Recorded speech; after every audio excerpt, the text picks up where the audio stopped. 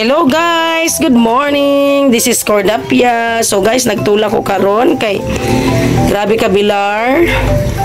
So muna siya akong itula guys. Ako nang gilunod ang kay dugay man dai kini siya maluto ang saluyot.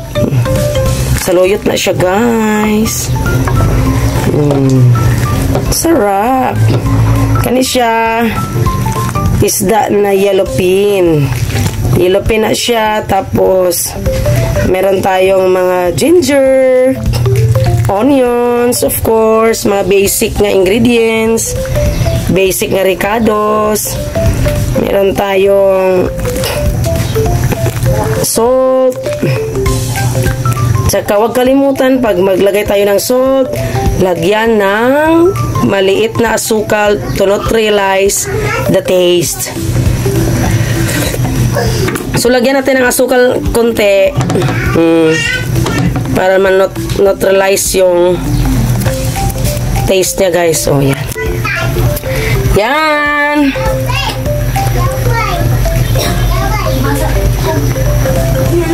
Salap! Salap na niya, guys. Matagal pala tumaluto yung ano, guys, ba? Yung saluyot, no? Lagyan na natin ang kamatis, guys. Kamatis. Ilalagay na natin ang ating kulitis. Ito yung kulitis, guys. First, nilagay ko yung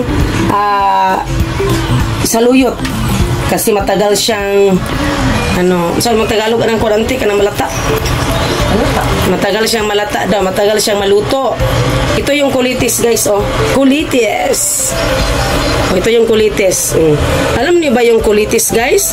Ito yung basic ingredients sa Vita Plus. Kulitis, talbos ng kamuti tops, itong red kamuti tops, saluyot, dahon ng sili. Ano sa pa to? 5 man to kabuk. Yan. Ay, meron pa yung kalamugay. Yung malunggay. Ito yung basic. Ito yung ano namin kagabi, yung project namin kagabi. Kasi puyat na puyat kami kagabi sa sa burol. Salap. Salap.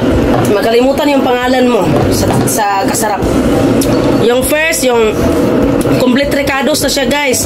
Meron ng saluyot, kulitis, red kamote tops, at saka yung malunggay. Huwag natin kalimutan.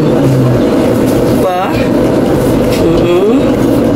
Oh, dapat kayo mga bata, mag-ano kayo kasi maka-bright ito. Ito yung maka-bright na mga